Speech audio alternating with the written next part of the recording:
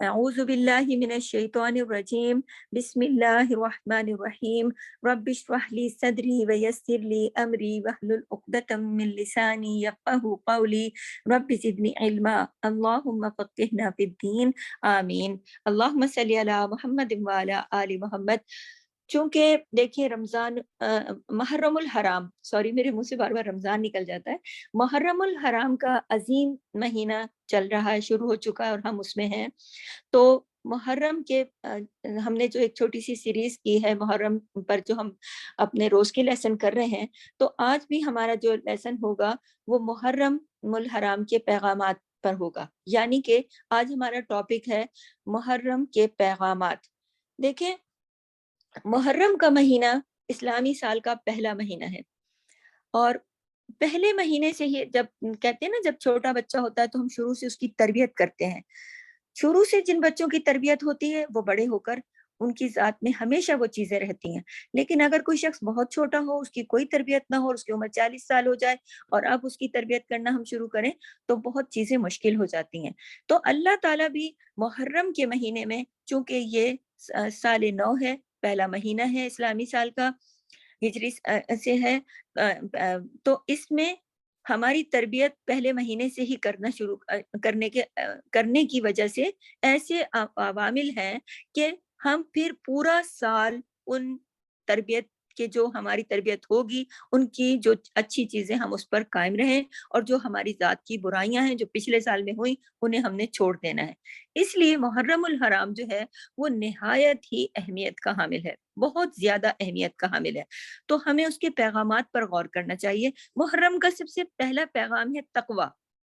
دیکھیں تقوی جو ہے، اللہ تعالیٰ جب ہم تقوی اختیار کرتے ہیں تو ہماری تمام عبادات میں، ہمارے تمام اعمال میں خوبصورتی آ جاتی ہے۔ تقوی کیا ہے؟ تقوی اللہ کا ڈر ہے۔ اگر ہم اپنے دل میں اللہ کا ڈر رکھتے ہیں تو ہر جگہ ہر کام کرنے سے پہلے ہمیں یہ احساس ہوتا ہے کہ اللہ تعالیٰ دیکھ رہا ہے، اللہ کو پتہ ہے، اللہ سن رہا ہے۔ تو یہ تقوی ہمیں بہت ساری برائیوں سے روک لیتا ہے، اور بہت سے اچھے کام جو ہم کرنا چاہتے ہیں اور ہمارے دل میں تقوی ہوتا ہے تو ہم صرف اس میں اللہ کی رضا کی خاطر وہ کام کرتے ہیں۔ ہم وہ کام دنیا کو دکھانے کے لیے نہیں، یا دنیا سے واہ واہ لینے کے لیے نہیں، یا دنیا سے پذیرائی لینے کے لیے نہیں، بلکہ ہم اپنے رب کو راضی کرنے کے لیے وہ سارے نیک عمل کرنا چاہتے ہیں۔ یہ ہوتا ہے ہمارے دل میں تقوی۔ دیکھیں ایک مثال دیتی ہوں کہ جس طرح رمضان کے مہینے میں ایک بچے کا بھی روزہ ہو تو وہ چھپ کر بھی پانی نہیں پیتا۔ کیوں نہیں پیتا؟ کیونکہ اسے یقین ہے کہ میں کسی کونے میں بھی چھپ کر پی لوں تو مجھے اللہ تو دیکھ رہا ہے نا۔ تو یہ تقوی ہے۔ تو اللہ تعالی ہمارے دلوں میں تقوی جو ہے وہ تقوی ڈالنا چاہتے ہیں۔ ہمیں محرم سے بھی تقوی کا پیغام ملتا ہے۔ دیکھیں تقوی ایک ایسی چیز ہے کہ جسے میں یہ سمجھتی ہوں کہ ایک عمارت کی بنیاد ہے۔ اگر ایک عمارت ہم نے بنانی ہے، اس کی پہلے ہمیں بیسمنٹ بنیاد بنانی ہوگی، ورنہ اس پر عمارت کھڑی نہیں ہوگی۔ تو تقوی جو ہے وہ ہماری شخصیت میں اسی طرح کا کام کرتا ہے کہ ہم تمام نیک اعمال اگر ہم تقوی کی بنیاد پر کریں گے تو ہم ایک اچھے مسلمان ہیں اور اللہ تعالیٰ اسے پسند فرمائیں گے۔ دیکھیں نبی کریم صلی اللہ علیہ وسلم نے بھی اپنے آخری خطبہ حج میں یہ فرمایا کہ کسی گورے کو کسی کالے پر اور کسی عربی کو کسی اجمی پر کوئی فضیلت نہیں، اگر کوئی فضیلت ہے تو وہ تقوی کی بنیاد پر۔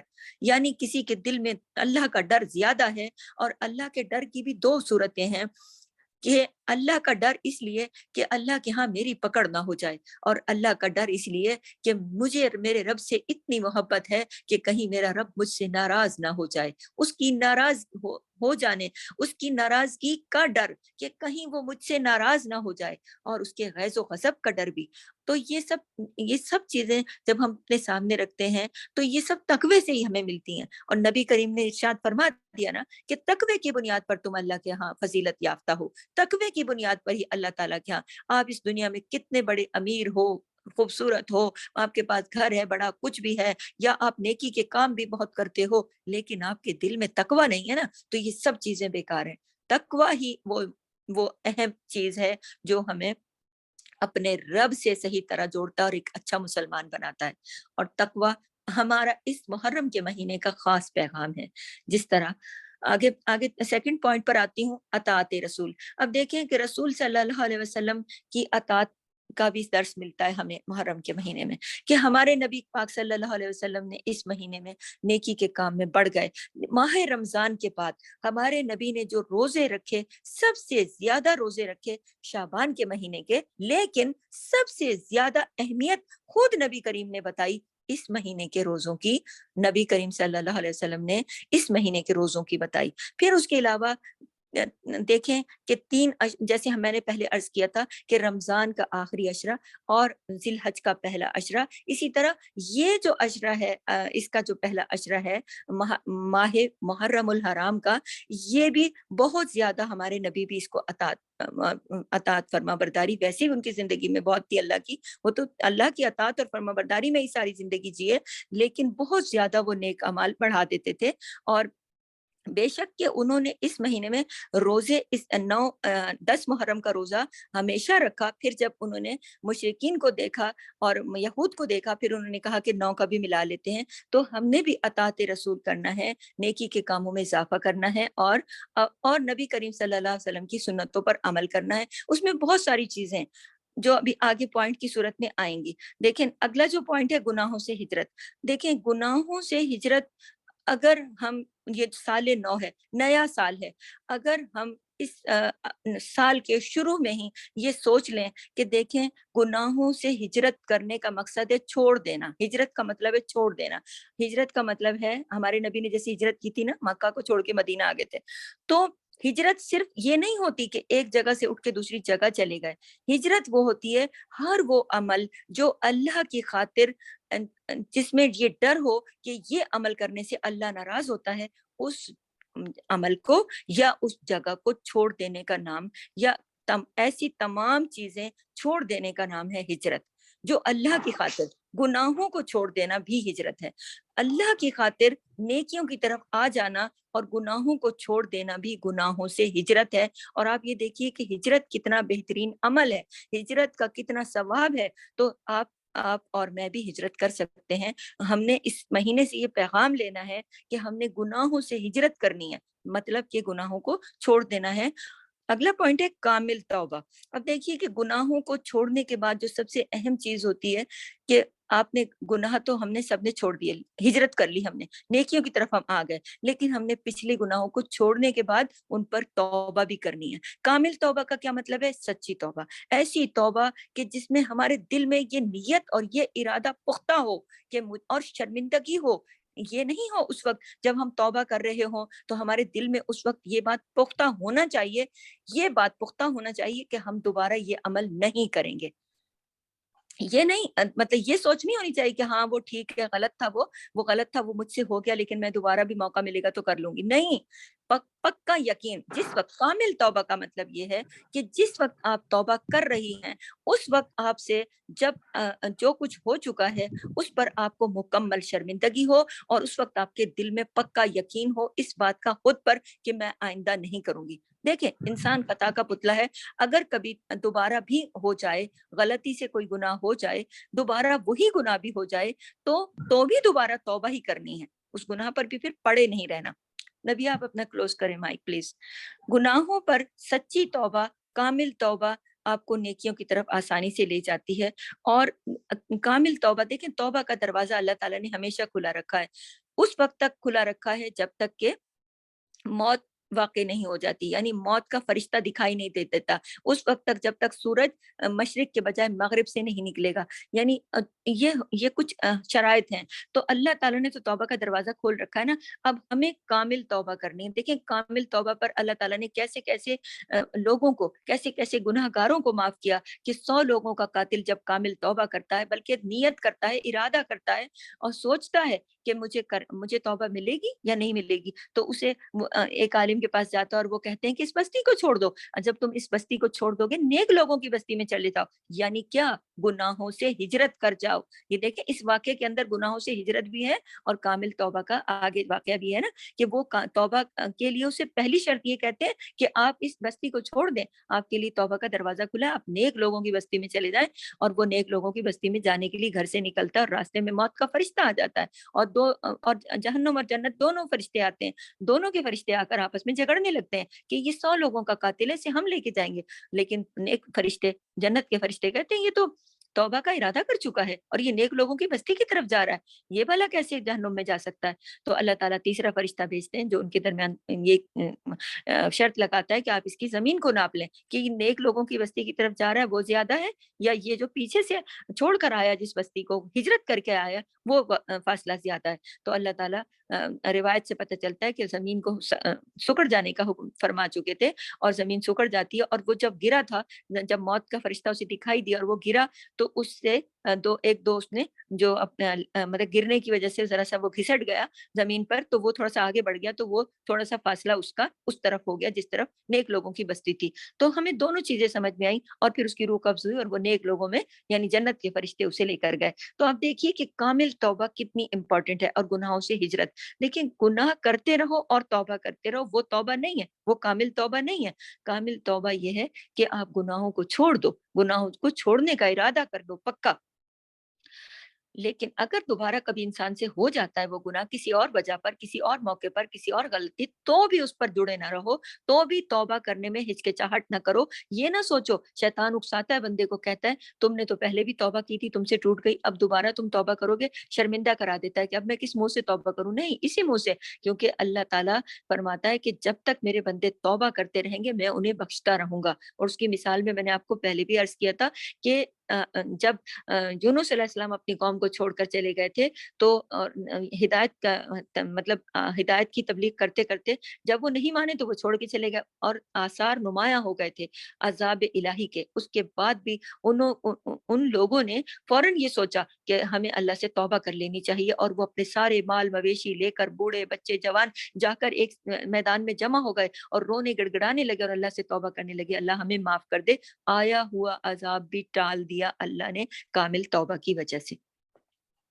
तो अल्लाह ताला मुश्किलें आती हैं, मुसीबतें आती हैं घरों में, तो ये साल के शुरू में ही अल्लाह ताला हमें मुहर्रमुल हराम में पैगाम दे देता है कि आप अपने गुनाहों को जो पिछला साल गुजर गया उस पर तौबा कर लें, अपनी तौबा कर लें और अपने नए साल के लिए खुद को कामिल तौबा करके गुनाहों से हिजरत करके अपने आप को नए साल में दाखिल करें। फिर यह है कि अगला पॉइंट है नंबर 5 के जुल्म से बचना है। देखिए जुल्म से बचने के अंदर इस महीने की, क्योंकि इस महीने को अल्लाह ने हुर्मत वाला महीना करार दिया और अल्लाह ताला ने इस महीने में सख्ती से पाबंदी लगाई कि इसमें कोई जंगो जदल नहीं होगा, इसमें कोई लड़ाई नहीं होगी, इसमें कोई फसाद नहीं होगा। अगर देखें लड़ाई हो, जुल्म हो किसी भी तरह का, तो जुल्म हो जाता है ना, तो हर तरह के जुल्म पर, हर तरह का जुल्म जो है वो नापसंदीदा है इस महीने में। क्यों? एक तो नापसंदीदा है, सिर्फ नापसंदीदा नहीं है, बल्कि बार बार बता रही हूँ कि अल्लाह के नजदीक इस महीने में अगर कोई जुल्म होगा तो उस जुल्म का अजाब बहुत बड़ा है। जैसे कि मैंने आपको पहले मिसाल दी थी कि अगर आप कोई भी नेकी जिलहज के पहले शुरू 10 दिनों में करते हैं, अल्लाह उसका अजर बढ़ा देता है। इसी तरह इस महीने में जब आप कोई भी जुल्म का काम करते हैं तो उसका गुनाह बढ़ा देता है अल्लाह ताला। ये नहीं है कि सिर्फ नापसंदीदा है या नहीं करो, नहीं करने की वजह क्या है। तो हमें शुरू महीने में ही हमारा जब साल शुरू होता है और पहला महीना इस्लामी मुहर्रम आता है, तो अल्लाह ताला हमारी तरबियत कर देते हैं कि देखें आप लोगों ने कोई जुल्म नहीं करना। क्यों तरबियत कर देते हैं हमारी? कि आगे हम पूरा साल, ये पैगाम क्यों मिला हमें कि ताकि आगे हम पूरा साल कोई जुल्म का काम ना करें, क्योंकि जुल्म अंधेरा है, ये रोजे कयामत अंधेरों की सूरत में मिलेगा। अल्लाह ताला ने खुद कुरान पाक में फरमाया कि ये जुल्म जो है अंधेरा है। तो ये अंधेरे जब उस दुनिया में मिलेंगे, कब्र से उठेंगे, आगे अंधेरा घुप, आगे जिधर भी जाएंगे अंधेरा घुप, पुलसिरात पार कर रहे होंगे अंधेरा घुप। उसमें पुलसिरात में नीचे कितनी बड़ी जहन्नुम है, खाई है, और बारीक सा बाल की तरह वो पुल है, तो वहां कितनी ज्यादा रोशनी की जरूरत होगी। तो दुनिया में ही अगर इतने जुल्म किए हुए होंगे तो वहां कौन सी रोशनी होगी? ईमान की रोशनी पर जाएंगे ना लोग। तो जो जालिम है उसका तो ईमान ही खत्म हो जाता है। तो इस महीने में ही, शुरू में ही अल्लाह ताला ने इसे हुर्मत वाला महीना बना दिया और ये पैगाम दे दिया कि आपने जुल्म से बचना है। जुल्म नहीं करना, किस पर? दूसरों पर भी नहीं करना और अपने आप पर भी नहीं करना। दूसरों पे जुल्म कैसे हो जाता है? हर तरह से, हमारे हाथ से, हमारे जुबान से, हमारे अमल से, हमारे इशारे से, हमारे कनाए से। कभी कभी हम महफिलों में बैठ के छोटी छोटी बातें करते हैं, सरगोशियां करते हैं, देखते हैं किसी और को बात किसी और के कान में करते हैं, जिसकी तरफ हम देखते हैं वो बेचारा अपने दिल में सोचता पता नहीं मेरे बारे में क्या बात हो रही। ये छोटे छोटे जुल्म भी हैं। जरूरी नहीं है कि आप तलवार लेके किसी के सर पे खड़े हो जाओ यही जुल्म है, या आप किसी को गोली मार दो यही जुल्म है।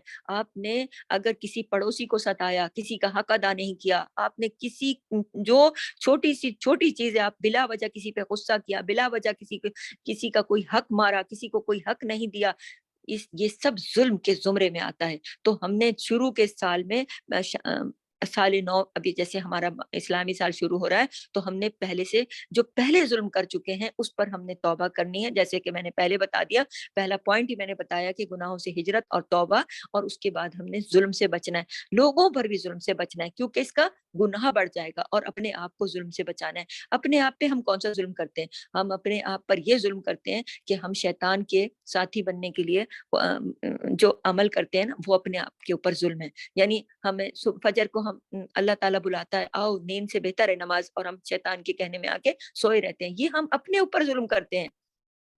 हमारा दिल चाहता है हम नमाजों को लेट कर देते हैं, हमारा दिल चाहता है हम ये कर लें, दुनिया के कामों में हम मतलब अल्लाह के जिक्र से गाफिल हो जाते हैं, दुनिया की बातों में लग जाते हैं, गीबत करते हैं। ये सच्ची बात तो थी अगर मैंने बयान की, गीबत कर देते हैं, बुराई कर देते हैं। अल्लाह का डर तकवा हर वक्त हमारे दिल में नहीं होता, ये हमारा अपने ऊपर जुल्म है। अगर हम नमाज कजा करते हैं, हमने पीछे नमाजें कजा की, रोजे कजा किए, ज़कात अदा नहीं की, झूठ बोला, बुराई करी, किसी को तकलीफ दी, कोई भी गुनाह का काम किया, तो ये तो हमने अपने ऊपर जुल्म किया ना। तो अब हमें शुरू साल से ही अल्लाह ताला हमें ये पैगाम दे देता है कि हुर्मत वाला महीना आ गया, यानी ये पूरा महीना हमारे लिए प्रैक्टिस का महीना है कि हमने हर काम करने से पहले दिल में अपने सोचना है कि मैं उस महीने से गुजर रही हूँ। जिस तरह हम रमजान के लिए खुद को तैयार कर लेते हैं ना, तो ये मुहर्रम का महीना है, इसमें भी हम अब हमारे यहाँ क्या होता है, हमारे यहाँ तो लोग एक ही बात सोचते रहते हैं कि वो शायद वाकया करबला। नहीं, ये तो तरबियती महीना है, ये तो तरबियती महीना है। इसके अंदर तो हमने अपने आप को ठीक करना है, अपने घर को ठीक करना है, अपने बच्चों को ठीक करना है। अब हमारे यहाँ तो लोग रमजान से ही पहले अपने पर्दे धोने में लग जाते हैं, और अपने घर की वो ये समझते हैं ये रमजान की तैयारी है, जबकि रमजान की तैयारी तो तकवा है। इस महीने की भी तकवा है। सबसे पहले तो अपने दिल की सफाई है ना, दिल का जुड़ाव है ना अल्लाह से, तकवा है। तो आपने भी यही करना है। ठीक है, अगले पैगाम पर जाती हूँ। अच्छा, मैंने बताया था ना कि जानवरों पे जुल्म, परिंदों पे जुल्म, बच्चों पे, पड़ोसियों पे, हर तरह का छोटा बड़ा, वो तो उससे बचना है। इस महीने में अजाब बढ़ जाता है, ये मैंने बता दिया। इस महीने में गुनाह बढ़ जाता है।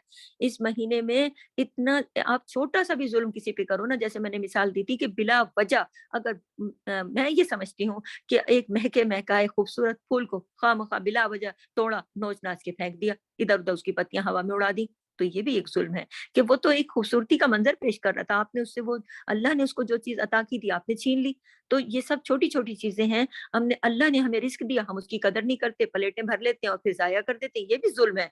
अल्लाह ताला ने हमें औलादें दी हैं, हमें हमारी रियाया नहीं है कि हम उनको मारें, पीटें और हम अपनी मर्ज़ी से चलाएँ। पहले हम खुद को तो देखें हम कैसे हैं, हम कितने दीन के करीब हैं, हम उन्हें प्यार मोहब्बत से तरबियत करें, उनकी हकूक पूरे करें, अपने पड़ोसियों के हकूक पूरे करें। ये नहीं कि अगर पड़ोसी गैर मुस्लिम है तो हर वक्त उसकी बुराइयां करते रहो, ये सब जुल्म के जुमरे में आता है। हमने अपना किरदार एक मोमिन के किरदार में जुल्म नहीं होना चाहिए। तो ये शुरू में ही अल्लाह ताला ने हमें मुहर्रम में ये पैगाम दे दिया। अगला अगला पॉइंट है अमन और सलामती का मजहर। अब देखें कि जब जुल्म जिस माशरे से खत्म हो जाता है तो वहां अमन खुद ब खुद कायम हो जाता है। इस महीने में अल्लाह ताला ने खास पैगाम क्या दिया कि ये हुर्मत वाला महीना है, यानी आप इसमें हराम कर दिया है जुल्म करना। तो जब जब जुल्म हराम के दर्जे में चला जाता है तो आलाम बेशक अमन और सलामती हर तरफ नजर आती है। तो अमन और सलामती का पैगाम लेकर आया है ये महीना हमारी जिंदगियों में, कि हमने जिस तरह इस पूरे महीने में अपने घरों में अमन रखना है, अपनी जिंदगियों में अमन रखना है, अपने मोहल्लों में, अपने माशरे में, कम्युनिटी में, अपने जहां हम जॉब करते हैं, कहीं पर भी हर जगह पर हमने अमन और सलामती का मजहर पेश करना है। यानी अमन और सलामती का जिस तरह एक एक सिंबल बन जाना है, एक अलामत बन जानी है, क्योंकि इसमें अमन और सलामती का सवाब बहुत ज्यादा है। तो अल्लाह ताला हमें इस महीने से गुजार कर पूरे साल के लिए अमन और सलामती के लिए हमें तैयार करते हैं कि फिर हमने पूरे साल अमन अमन से रहना है, दूसरों के मामलात में नहीं पड़ना, झगड़े नहीं करने, फसाद नहीं करने, जुल्म नहीं करने, कुछ हर चीज में हमने अमन से चहना। अमन बहुत बड़ी नेमत है जिसकी तरफ अल्लाह ताला ने हमें इस महीने में ये पैगाम दिया है कि अमन और सलामती को अपना लो। اگلے پوائنٹ پر آتی ہوں کہ روزے کی تربیت. اب یہ دیکھیے کہ روزے کی تربیت بھی اللہ کے نبی نے جب دین اسلام کے روزے نہیں آئے تھے، رمضان کے روزے فرض نہیں ہوئے تھے، اس وقت بھی مشرکین روزہ رکھتے تھے. آپ یہ دیکھیے کتنی زیادہ وہ برائیوں میں پڑے ہوئے تھے، کتنی زیادہ وہ برائیوں میں پڑے ہوئے تھے، لیکن وہ روزہ رکھتے تھے. آج مسلمانوں کا حال کیا ہے؟ آج امت محمدیہ کا حال کیا ہے کہ رمضان جیسا خوبصورت مہینہ، بابرکت مہینہ، عظیم مہینہ، اتنا اتنا اللہ تعالیٰ کا پسندیدہ مہینہ آ جاتا ہے، اس کے باوجود بھی لوگ روزے کی، بعض لوگ، سب نہیں، کچھ لوگ روزے کا اہتمام نہیں کرتے. روزے، اور اگر کچھ لوگ یہ ہیں روزے کا اہتمام نہیں کرتے، اور دوسری کیٹیگری کیا ہے؟ روزہ رکھ لیتے ہیں منہ کا، صرف منہ بند ہے، کھانا نہیں کھانا ہے، باقی ساری برائیوں کے کام کرنے ہیں. اور کچھ لوگ وہ ہیں جو تقوی اختیار کرتے ہیں اور مکمل آنکھ کا روزہ، ہاتھ کا روزہ، زبان کا روزہ، ہر طرح کے روزہ رکھتے ہیں. یعنی روزہ ہمارے دل میں تقوی پیدا کرتا ہے، اللہ کا ڈر پیدا کرتا ہے. ہم اپنی نمازیں صحیح وقت پر، تلاوت قرآن، نیکی کے کاموں میں زیادہ رغبت، برائیوں سے بچنا، گناہوں سے بچنا، یہ ہے روزے کا اصل پیغام. تو بعض لوگ روزے کو روزے کی طرح اس مہینے میں نہیں کرتے. ان لوگوں کے لیے خاص طور پر یہ محرم کا پیغام ہے کہ سن لو کہ مشرکین مکہ جو کہ اپنے گھروں میں بت اور اللہ کے گھر میں 360 بت رکھ کے بیٹھے تھے، وہ بھی روزہ رکھتے تھے، وہ بھی اس روزے کا احترام کرتے تھے، وہ بھی اس دن عید کی طرح تیار ہوتی تھی ان کی عورتیں، زیورات پہنتی تھی، جیولری پہنتی تھی، اور وہ شکرانے کا روزہ رکھتے تھے. تو ہمیں اس سے یہ سبق لینا چاہیے کہ ہمارے گھروں میں الحمدللہ قرآن ہے، ہمارے گھروں میں جائے نمازیں ہیں، ہمارے دلوں میں ایمان ہے، ہم اپنے آپ کو امت محمدیہ کا بندہ کہتے ہیں، ہم اپنے آپ کو اللہ کا بندہ کہتے ہیں. پھر ہم روزے کی حرمت کا احساس کریں. اس مہینے میں بھی ہم کثرت سے روزے رکھیں. ہم اس مہینے کے، اس پورے مہینے میں روزے رمضان، نبی کریم کے ارشادات سے پتہ چلتا ہے کہ رمضان کے بعد اس مہینے کے روزے افضل ترین ہے، اور خاص طور پر عاشورہ کا روزہ یعنی 10 محرم کا روزہ افضل ترین ہے. تو روزہ ایک ایسی عبادت ہے جو بندے کے اندر تقوی پیدا کرتا ہے. تو اس مہینے میں محرم کا یہ خاص پیغام ہے کہ محرم کے مہینے سے ہمیں یہ پتہ چلتا ہے نا، محرم کے مہینے سے خاص یہ بات پتہ چلتی ہے کہ وہ یہود بھی روزہ رکھتے تھے، جو ہمارے نبی کے زمانے میں بھی دیکھیں کہ یہود، بنی اسرائیل کتنی حجتی قوم تھی، کتنا اللہ تعالیٰ نے نوازا، کتنی ان پر رحمتیں کی، اور کیا کیا کچھ ان کے ساتھ کیا، اور وہ آگے سے کیا کرتے رہے. اور ہمارے نبی کے زمانے میں بھی یہود جو آباد تھے مکہ میں، مدینہ میں، ان کو بھی یہی فکر تھی کہ نبی قریش سے کیوں آئے، ہمارے یہود قبیلے سے ہونا چاہیے تھا نبی کو، وغیرہ وغیرہ. ان کے اعمال جو بھی تھے، لیکن آپ یہ دیکھیے کہ روزہ رکھتے تھے، وہ اس دن کا روزہ رکھتے تھے، وہ اس مہینے کا روزہ رکھتے تھے. تو آج اس مہینے سے، محرم کے مہینے سے پیغام کیا ملتا ہے کہ جب اللہ ہم پر فرض روزے بھیجتا ہے تو ہمیں وہ بھی رکھنے چاہیے، اور نفل روزے بھی رکھنے چاہیے، اور خاص طور پر وہ روزے جو ہمارے نبی نے بڑے اہتمام سے رکھے ہیں، وہ روزے رکھنے چاہیے. تو یوم عاشورہ کا روزہ رمضان کے روزوں کے بعد اتنے ہی شوق سے اور اتنے ہی اہتمام سے ہمارے نبی حضرت محمد مصطفیٰ صلی اللہ علیہ وسلم نے رکھا، اور ہمیں بھی رکھنا چاہیے. اور پھر جب انہوں نے یہ سنا کہ یہ تو ان کا خاص، یہ تو اپنے کسی خاص دن کی وجہ سے اس روزے کو رکھتے ہیں. تو اور ان سے پوچھا بھی، اس سے پہلے مکے میں بھی نبی کریم اس دن کا روزہ فرض تھا، رکھتے تھے، اور پھر نبی کریم نے یہ فرمایا کہ میں تو 9 کا بھی ملا لوں گا، یا ہم 9 کا بھی ملا سکتے ہیں سنت رسول کے مطابق، اور ہم اس کو 11 کا بھی ملا سکتے ہیں. تو ہمیں اس سے روزے کی تربیت پتہ چلتی ہے، اس سے روزے کی فضیلت، اہمیت پتہ چلتی ہے، اور ہم شروع سال میں ہی اس تربیت میں آ جاتے ہیں کہ دیکھیں ہمارے نبی پیر کا روزہ بھی رکھتے تھے، جمعرات کا روزہ بھی رکھتے تھے، اور ہر مہینے کی چاند کی 13، 14 اور 15 3 تاریخوں میں نبی کریم روزے رکھتے تھے. اور حدیث رسول سے یہ بات پتہ چلتی ہے کہ جس نے ایام بید کے 3 روزے رکھے، پورے مہینے میں 3 روزے جو چاند کی تاریخوں کے مطابق، اور پیر اور جمعرات کا روزہ رکھا، گویا کہ اس نے سارے سال روزے رکھے. آپ یہ دیکھیے کہ یہ ہے تربیت محرم کی، کہ ہمیں شروع مہینے سے ہی تربیت دلائی جا رہی ہے، اہمیت دلائی جا رہی ہے. تو ہم نے ایک اس مہینے میں کثرت سے روزے رکھنے. اور روزے کا کام کیا ہے، روزے کا پیغام خود کیا ہے؟ خود روزے کا پیغام ہے تقوی، اللہ کا ڈر، اللہ کی محبت، اللہ کے لیے خود کو خالص کر لینا.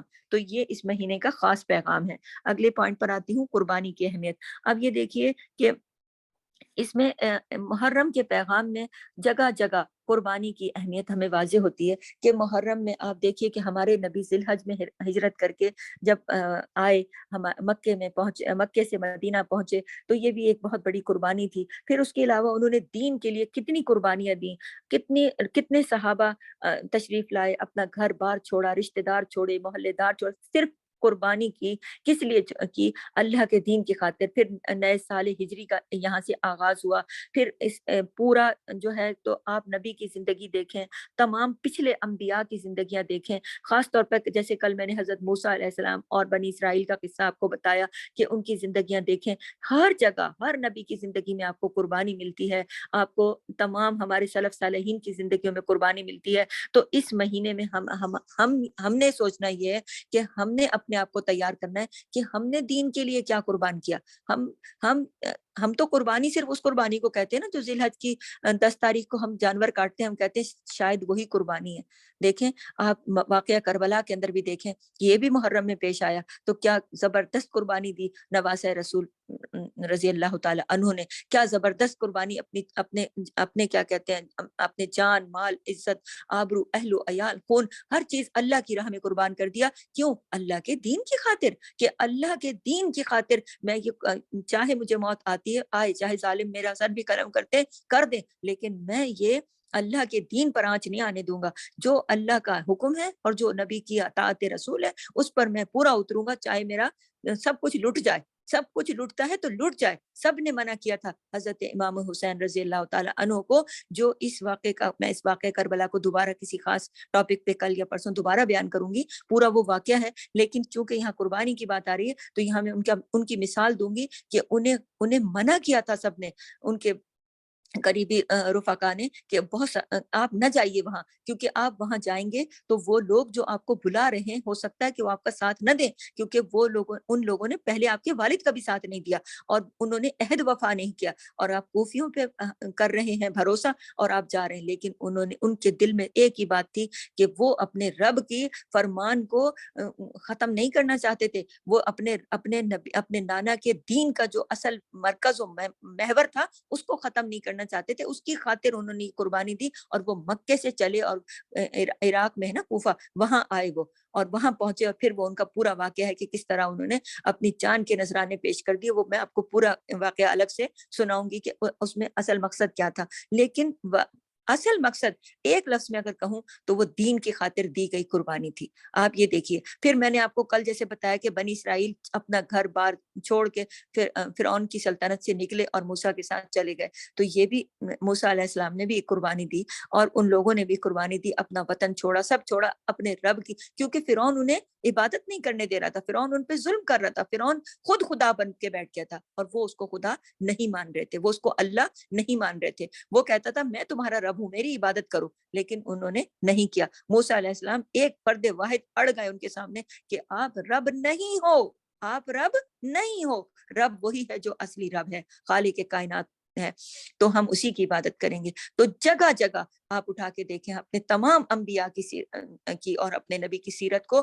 کہ قربانیوں کی ایک لمبی لسٹ ہے، تو ہم نے اس محرم کے مہینے میں خود سے یہ پوچھنا ہے کہ ہم نے کیا قربان کیا، ہم نے کوئی جھوٹ بولنا چھوڑا، ہم نے کوئی قربانی دی، کسی برائی کو چھوڑا، کسی نیکی کو اپنایا، کوئی اور اپنے عمل سے، اپنے ہاتھ سے، زبان سے، اپنے روپے سے، پیسے سے کوئی قربانی دی ہم نے؟ اگر ہم دیں گے تو ہمیں دینی چاہیے، چونکہ ہم سال کے شروع میں ہی خود کو اچھے سے تیار کر لیں تو ہم پھر پورا سال اپنے اللہ کی رضا کی خاطر ہر قربانی دینے کے لیے تیار رہیں گے، ہر قربانی دینے کے لیے۔ دیکھیں ایک فوجی بھی جب جاتا ہے تو اسے پہلے ٹریننگ کرائی جاتی ہے، تو یہ مہینہ بھی ہماری ٹریننگ کا مہینہ ہے، اہم پیغامات کا اور اس پر عمل پیرا ہونے کا یہ ایک بہترین مہینہ ہے۔ اور اگلے پوائنٹ پر آتی ہوں، نمبر 9، کہ پچھلے گناہوں کا اعادہ اور شرمندگی۔ اب دیکھیں کہ یہ مہینہ سال کا پہلا مہینہ ہے، اسلامی سال کا پہلا مہینہ ہے۔ اب مجھے اور آپ کو سب کو یہ سوچنا ہے، اپنے پچھلے جو ہمارا سال گزر گیا، وہ وقت ہمارے ہاتھ سے نکل گیا، وہ وقت نہیں آئے گا واپس. اب اس میں کتنے سارے گناہ ہو گئے. اب کچھ ہمیں یاد ہوتے ہیں, کچھ ہمیں یاد نہیں ہوتے. تو اس میں کرنے کا کام کیا ہے کہ اس میں ہم نے محرم سے یہ پیغام لیا کہ ہم نے پھر نئے سال میں اعادہ کیا کہ اب ہم پچھلے سارے گناہوں کو پہ توبہ کریں گے, شرمندہ ہوں گے, بچنے کے طریقے کریں گے شرمندگی کے ساتھ. ہمیں جو وقت ہمارے ہاتھ سے نکل گیا, پچھتاوا ہو گیا, ہمیں شرمندگی ہو گئی, ہمیں تکلیف ہے اس بات کی کہ وہ وقت اب کبھی لوٹ کر نہیں آ سکتا. کتنی قیمتی دولت ہاتھ سے چھٹ گئی ہمارے. اب پچھلے گناہوں کو ہم سوچیں گے اور ان سوچ کر جو ہمیں نہیں یاد آتا اس کے لیے ہم نے شرمندہ ہونا ہے کہ اللہ ایسے گناہ جو میں نے کیے مجھ سے جان بوجھ کے ہو گئے, جو مجھ سے غلطی سے ہو گئے, سب تو مجھے معاف کر دے. یہ شروع سال میں کیوں رکھ دیا گیا؟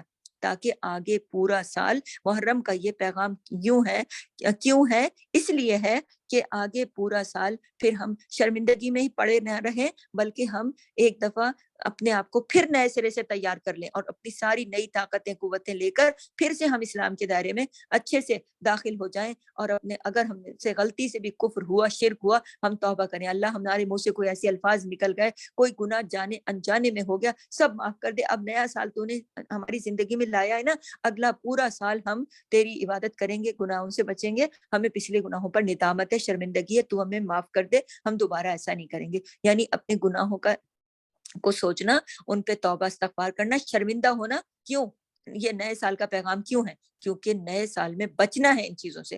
اگر ہم شروع میں ہی شرمندہ نہیں ہوئے اور آدھا سال گزر گیا تو پھر تو ہماری عادت بن چکی ہوگی نا. تو اس لیے محرم کے مہینے کا یہ خاص پیغام ہے کہ اپنے پچھلا سارا معاملہ کلیئر کر لیں. اور آگے سے اگر دیکھیں مایوس کر دیتا ہے شیطان بندے کو, تم نے بہت گناہ کر لیے, اب تم تو ایسے ہی جیو گے, تو ایک گناہ اور کر لو, اب اگلے سال پچھلے کر لیا, اگلا سال بھی کر لو. نہیں, محرم کا پیغام تو یہ ہے کہ پھر نئے سرے سے خود کو تیار کر لو.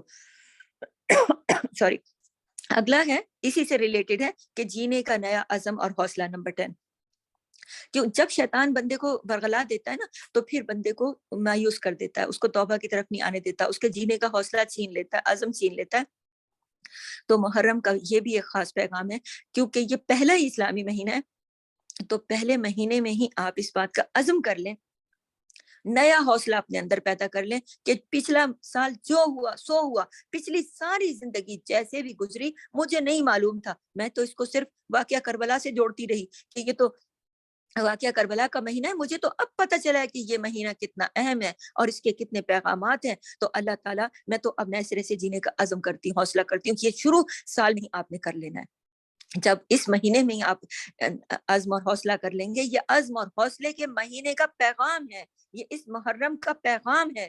دیکھیں ہم تو ان لوگوں سے بھی ہمیں سیکھنا چاہیے کہ جو نان مسلم تھے, جو اللہ کو نہیں مانتے تھے, اللہ کے ساتھ شرک کرتے تھے, لیکن اس مہینے میں آ کے وہ ایک نیا عزم اور حوصلہ بنا لیتے تھے. تو ہم تو مسلمان ہیں, ہم تو اللہ کے ماننے والے, ہم تو اس کے ایمان رکھتے ہیں, اس کے انبیاء پر, اس کی تعلیمات پر, قرآن پر, ملائکہ پر, فرشتے, جنت, جہنم, تمام جو ہماری تقدیر, آخرت, سب چیزوں پر ہم ایمان رکھتے ہیں. تو ہم نے تو اس بات کا یقین رکھنا ہے کہ اللہ معاف کرنے والا ہے. ہمیں لا علمی میں ہم سے جو کچھ ہوا, اب ہم نے نیا حوصلہ اور نیا عزم لے کر آنا ہے. دیکھیں آپ اس واقعے کے ساتھ ریلیٹ کریں, وہ 10 محرم کا دن تھا جب موسیٰ 69 ساتھیوں کو لے کر سمندر سے اللہ نے راستہ بنایا اور پار ہو گیا.